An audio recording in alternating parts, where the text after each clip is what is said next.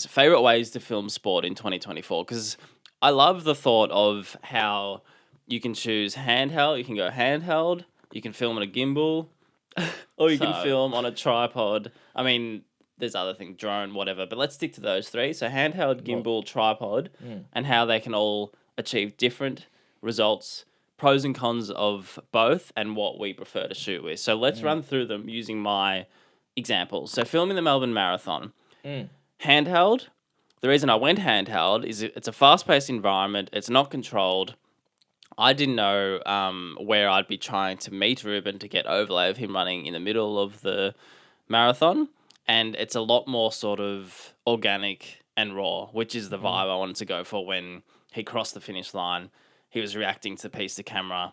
I think when I choose handheld, I think about how many piece to cameras I'm going to do in a raw or authentic mode. And that's probably the biggest tips or the biggest factors that I factor in when I choose handheld. I would say the word authentic that you use is a great way to describe handheld, because it's more in the moment. I feel like you're more... It's shaky. The shakiness actually works for it. It's not a bad thing. It feels like once Ruben has run a marathon, it feels like you literally just reached him and you get his live reaction, whereas if you did a tripod or maybe gimbal, not so much because you can still do that. But if you had a tripod, it's more like, hey, we're set up. It's kind of like 20-minute delay. That's what's in my head kind of thing.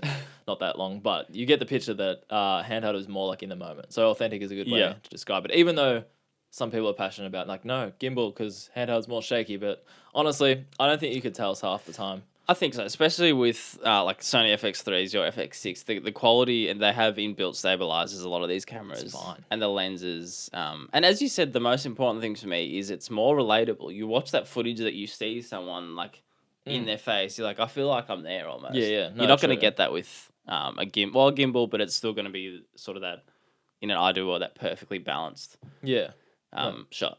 Yeah, no, true. And then that leads nicely into gimbal because I saw you using that yesterday. Yeah, so perfect example for a gimbal, Darren, is yesterday. So I shot for the AFL Players Association. So Zach Toohey, former... Is he retired? He's retired. Yeah, now, he's just retired. So Geelong and Carlton player. This Irish man. AFL. It was an Irish piece, actually, for Irish players. There you go. But I chose the gimbal, and here's why. Hook. Clarity. And then the pause is good as well. Yeah. Here's why. And so I chose a gimbal because this was a series of piece to cameras. And what we're doing, I'll actually touch on what Jenna and I came up. Jenna's from AFL Players Association. So Zach had to deliver 5 or 6 piece to cameras, sort of points that he had to roughly hit. Now, the difficulty with that is that you obviously can't expect them to memorize 6 or 7 paragraphs with key points they've got to hit. But we want it to be a bit more engaging, and we just didn't want it to be a sit-down interview. So we decided we're going to shoot it on gimbal. We had this empty room with a nice balcony, but the problem was, how do you separate each sentence, each paragraph? Because you're not on a interview shot where you can sort of punch in and out with B-roll. So have you seen those videos where, just say Zach's walking towards me, he finishes one sentence, and at the end of it, he turns. Oh yeah. And then I, as a physical transition, and I just stay in front of him. And then the next video, we're walking the other way. It's almost like a house tour. Yeah, we did that Real 6 estate. Six times. Yeah, But sitting down, he started sitting down, and then ended sitting down as well. So he sort of, I hope the edit comes out as well as I hope. Otherwise, it's just going to look like he's in a maze. But just a bit of how we filmed it to achieve the result we want. But I think that's if you...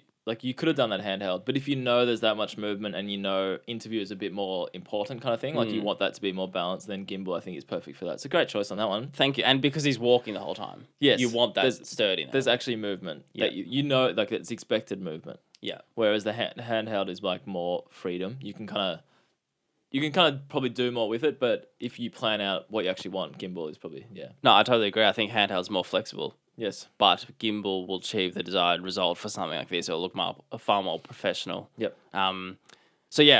Third one, tripod. Tripod. We just did an interview yesterday with Beck Allen, who is a legend as a person. So she's WNBA.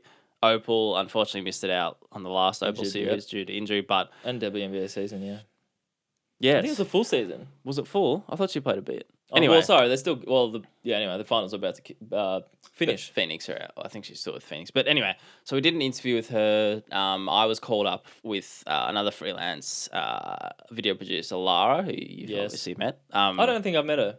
You haven't met her? No, No, you haven't. Anyway, so the shoot was for NBA Australia, which is one of those clients that, again, I still be like, it's just, you got to appreciate like the type of people I'm already working with and we're already working with, because you're part of it, even though you weren't there. But I wasn't there. Never met her. So interview outside on in Hawthorne, nice oval, nice greenery in the background, and of course you're going to choose a tripod. So I actually want to use a tripod more, Darren.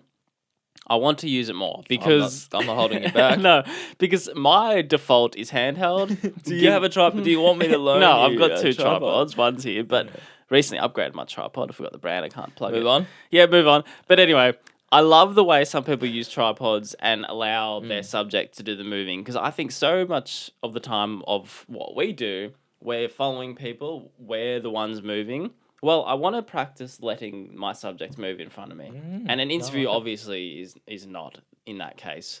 That's not what I'm talking about. But for yesterday's example, obviously you're going to use a tripod for an interview, but that alone isn't that interesting. So I thought I just would add, I want to shoot more on a tripod. More versatility with tripods, because you're right. I only think of tripods pretty much For an like interview, setup, press conferences, that type of vibe. But plugging some YouTube stuff here. Sometimes when I go on YouTube, there's lots of like content creators talking about like whether it's a day in the life or I don't know how to make so and so money as a content creator, that type of vibe. People do it some cool scenes where it's like they've got a tripod set up and it's like a wide shot. It's far back. It's not like close up, and it gives a lot of versatility of where the person in frame is, and it does look good. Yeah, it's a good point about it. You can use a tripod for much more than just sit down interview, this type of thing. You can use it for a lot more. So yeah, expand your game. Try it, Michael. You do it too. We got to be more creative with it. Actually, I already did it. So with Ruben in the second part to this, and I feel like I'm taking a while here, but I'm going to embrace. It's fine. It's my time. The second part of the shoot with Ruben, Ruben ran the marathon, and after that, casually, we drove to Lorne, which is a 2-hour drive. Yes. There is a reason why it's in Lorne, but that doesn't matter at this point. But he relaunched his business. So in Lorne, we had 2 or 3 hours before he was relaunching his business online. He was working. I just got the tripod set up, nice wide shots of him just working on his computer. And you know, it sounds... That's a... Yeah, that's you know, it sounds boring. Sorry, yes. That sounds boring, but I genuinely enjoyed setting up the tripod and just setting up 6 or 7 shots of him just working at his desk. I was going to say, it's actually very good. Because, normally you just think of handheld. You'd be like, I'm going to come in tight on whatever you're doing. But if you set it up, see some sunshine in the windows, that type of... Exactly. The environment, that's a good Get close, even though it can feel awkward. But if for anyone that follows Tom Noski, he's a Geelong... I think he's actually based in Geelong. But he uses that fantastically for all his overlay for his talking heads. So did Noski know that? No, sorry. Not bad. Continue. But anyway, 3 different ways of filming. 3 results, 3 pros, types of pros and cons. You know what? I'm just going to try this. Whenever I want to interrupt, you just kind of push so it's easy to interrupt. I'd rather you just But talk. I've actually, you just gave me a not a light bulb moment. But when you set up a tripod like that, in terms of like when they're working and you're just setting it up and whatever, I feel like that's going to be much more comfortable for the subject rather than they know when it's on if you're handheld. Oh, yeah. If you just set up a tripod, sort of press record, they might forget it's there. And it's like, you'll get more authentic content if it's just rolling rather than we're doing it now. Good. We're doing it now. Yeah, that's true. They don't know when you're recording. Yeah, brilliant. Well, you said it, yeah. No, I think that's actually a very relevant point. Thank you, sir.